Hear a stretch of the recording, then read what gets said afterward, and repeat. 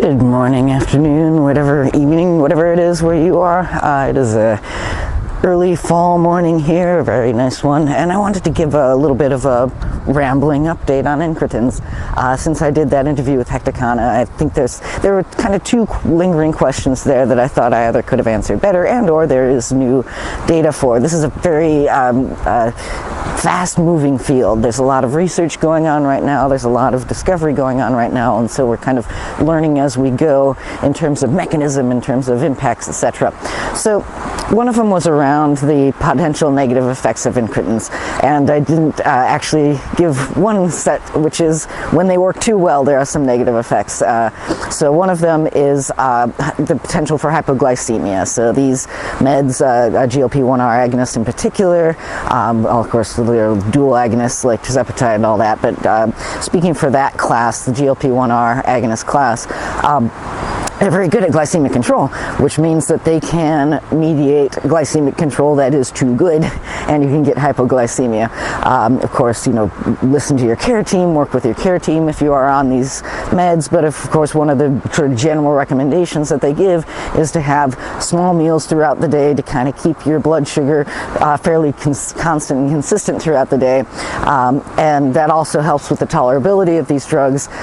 Some of these side effects of nausea, vomiting, etc., are due to when you have sort of delayed gastric emptying, which they can mediate, and also increased satiety, which they can mediate. You can end up getting nauseated and sometimes vomiting if you eat too much. So that helps with the glycemic control, keeps your blood sugar steady, and it also helps with tolerability.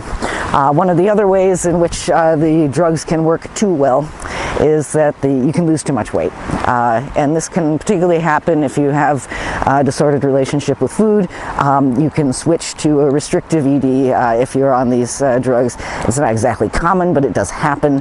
And once again, this is something where, I know it can be hard to access mental health resources no matter where in the world you are. God knows I know. But if you can mediate, if you can get to that kind of help, then definitely use it to the fullest extent to try to, kind of help use these drugs to normalize your relationship with food instead of switching from one extreme to another. One other negative effect, which is still kind of being understood, how it happens, the degree to which it happens, etc., is there's increasing evidence that drugs in this class, and this is very specific, can worsen pre-existing diabetic retinopathy. So, which is an odd thing, because generally speaking, if you want to avoid these negative consequences of uncontrolled blood sugar, if you have type 2 diabetes or type 1 diabetes, the blood sugar, glycemic control, controlling your blood sugar is an important way to not get diabetic retinopathy, diabetic kidney disease, all of these other end-stage issues with organs. But if you already have diabetic retinopathy, it seems like these drugs might make it worse. It's all new data, it's still emerging, and definitely work with your care team in this. It's just something that is kind of coming up in terms of evidence supporting this as being a negative consequence of these drugs. So one other question that came up, which at the time there wasn't much data, but now data's coming. There was a Congress a couple of weeks ago where a lot of very interesting information was presented and some papers being published. But the question was around starting and stopping these drugs versus staying on them. Either starting and stopping and then just staying off of them, or starting and stopping multiple times versus just staying on them. And the data is still fresh and novel and still being generated. Something happened that is going to generate a lot of data in the coming years, is that tirzepatide became very affordable for several months there in the UK. I heard the phrase hot Mounjaro summer, which is very ironic because Mounjaro, like Ozempic, is the type 2 diabetes formulation, and the weight loss formulation is of tirzepatide is Zepbound, just like Wegovy is for semaglutide. But yeah, so people were getting on it. It was like 180 some pounds, I think, And I heard from some clinicians who work in obesity clinics that their patients were actually saving more than that per month on groceries, which would make it, even just from a monetary standpoint, worth it, let alone from the other health benefits it mediates. But then there was, a number of people who would go on it, get to their whatever target weight or wherever they thought they needed to, that kick in the pants, and then they would come off of that. And so one of the abstracts that was published at this meeting, sorry for all that noise. Oh, look, a heron. Yeah, you sometimes see these gray herons around here. They're absolutely beautiful. They're very, very shy. Yeah, there he goes. Anyway, sorry.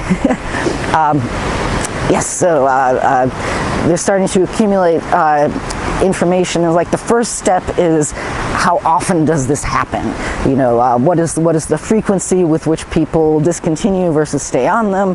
What are the reasons for it? Do they go back on an incretin? Do they go back on the same one? Do they go back on a different one? Just getting all this information together. And so one of the abstracts I saw was actually doing just that, was kind of assessing the frequency with which it was happening. And of course, the next step is to investigate the effects of that. So that is still very much what's the word I'm looking for? A work in progress, I'll just say that. It's something where we're going to see data emerging over the years to come, and that'll kind of help us build and refine a model of what that actually looks like. So there was an abstract, and it was a very interesting one, and it was once again, these things tend to be very specific.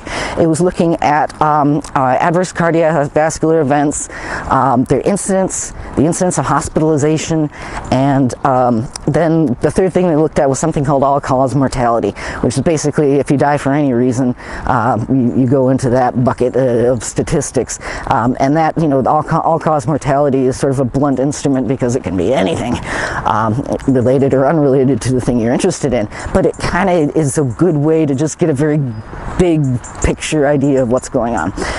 And they looked at people who were chronically on, who were steady on maintaining a steady dose of an incretin. I can't remember actually offhand if it was only sema or if it was any incretin, but it was GLP-1 receptor agonism, and people who took it for a short period of time and then discontinued.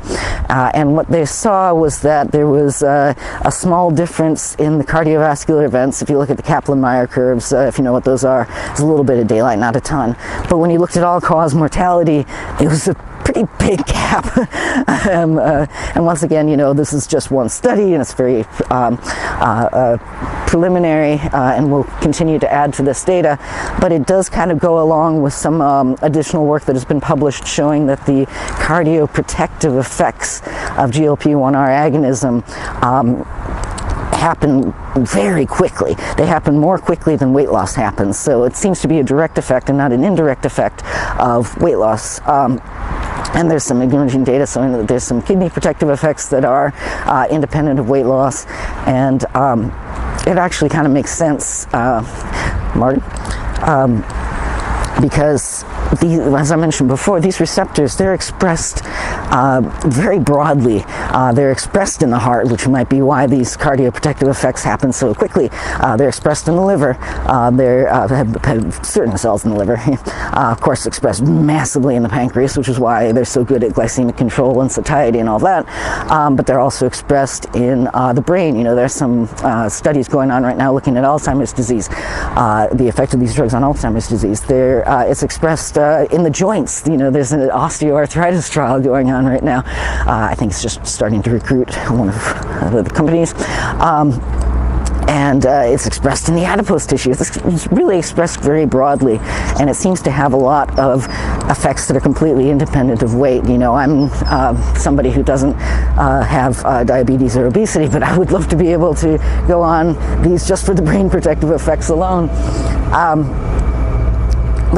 just going back to the discontinuation then, I was speaking with a clinician who works at an obesity clinic, and one of the things they were saying is that there's this strong sort of morality component to using these drugs, where people see obesity, unlike other chronic diseases, as sort of a moral failing in a way that they don't see, like, lupus or IBD. And so therefore people feel like they have to come off of these drugs, like they're like cheating or doing something morally dubious by using an incretin to manage their obesity. And this is just my opinion as a person, not medical advice, but I feel like it kind of makes me sad a little bit that, if you have a drug that you can tolerate well and that's doing all these beneficial things for your body, but you feel like you have to come off with it because you should be able to manage your obesity without it. And it's just like, once again, not medical advice, work with your care team, but if there's something that is working for you and making you feel good and helping you live your best life, it's like something to treat any other chronic condition you might have. There's no reason to come off of it if everything's working really well for you.